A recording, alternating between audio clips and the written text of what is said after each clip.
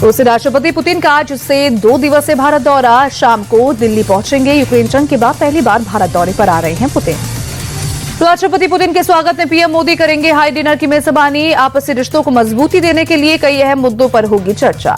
राष्ट्रपति पुतिन का शुक्रवार की सुबह 9:30 बजे राष्ट्रपति भवन में औपचारिक स्वागत। राजघाट पर महात्मा गांधी की समाधि पर जाकर देंगे श्रद्धांजलि।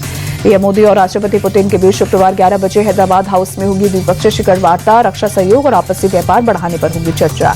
23वें भारत रूस वार्षिक शिखर सम्मेलन में S-400 मिसाइल सिस्टम और S-57 फाइटर जेट की खरीद पर बातचीत संभव। छोटे मॉड्यूलर न्यूक्लियर रिएक्टरों में सहयोग भी मुख्य एजेंडा रहेगा।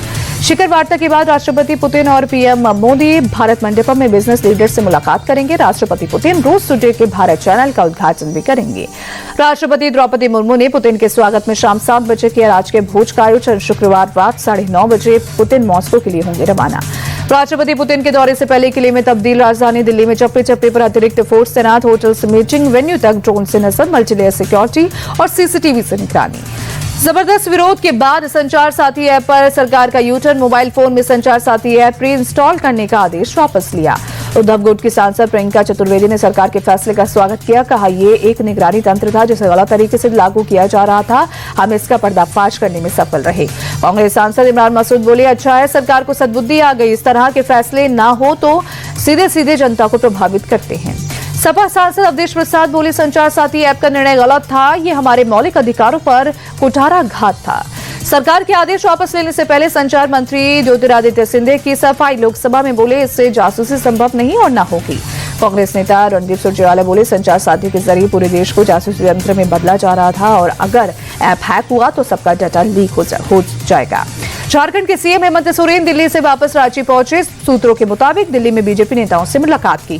कांग्रेस महासचिव के.सी. वेणुगोपाल ने झारखंड में कांग्रेस जेएमएम गठबंधन को बताया मजबूत। कहा, दक्षिणपंथी ट्रोल नेटवर्क का दुष्प्रचार उनकी बढ़ती हताशा और असुरक्षा के संकेत है। कर्नाटक के deputy CM DK Shivakumar ने दिल्ली दौरे के पीछे किसी राजनीतिक एजेंडे से किया इनकार। कहा, दोस्त के बेटे की शादी में आया हूं। यूपी के बरेली में मुफ्ती शाहबुद्दीन रिजवी ने मौलाना मदनी के जिहाद वाले बयान पर साधा निशाना। कहा, मौलाना का बयान देश के लिए खतरनाक है। मौलाना देश को तोड़ने का काम कर रहे हैं।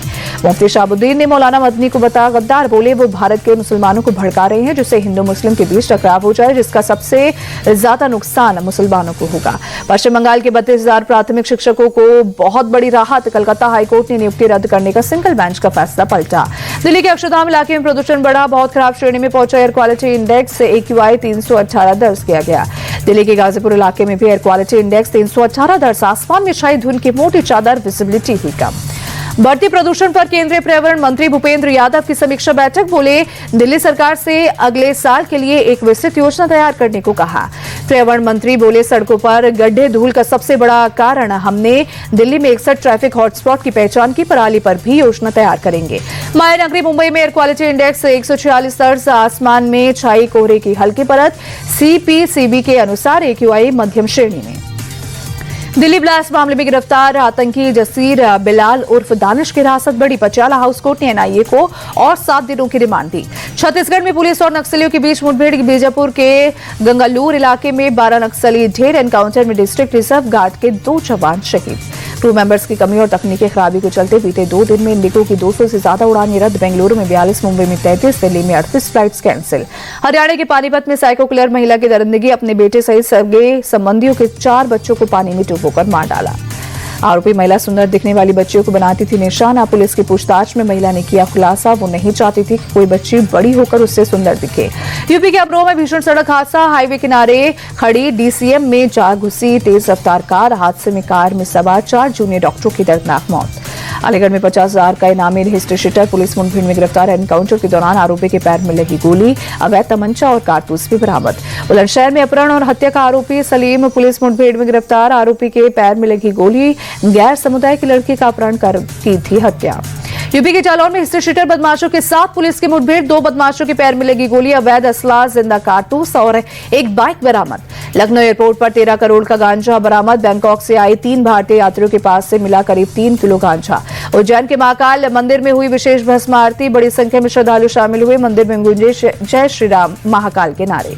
वहीं असम की गुवाहाटी में चिट्रन बड़ी। आसमान में छाया घना कोहरा। फॉग के चलते विजिबिलिटी हुई बेहद कम। नितवा तूफान से श्रीलंका को भारी नुकसान, देश के जीडीपी में $7 बिलियन का घाटा, 400 से ज्यादा लोगों की मौत हुई। साउथ अफ्रीका के खिलाफ दूसरे वनडे में टीम इंडिया 359 रन का टारगेट नहीं बचा सकी। आखिरी ओवर में साउथ अफ्रीका ने टारगेट हासिल किया। 6 दिसंबर को विशाखापट्टनम में खेला जाएगा तीसरा वनडे मैच।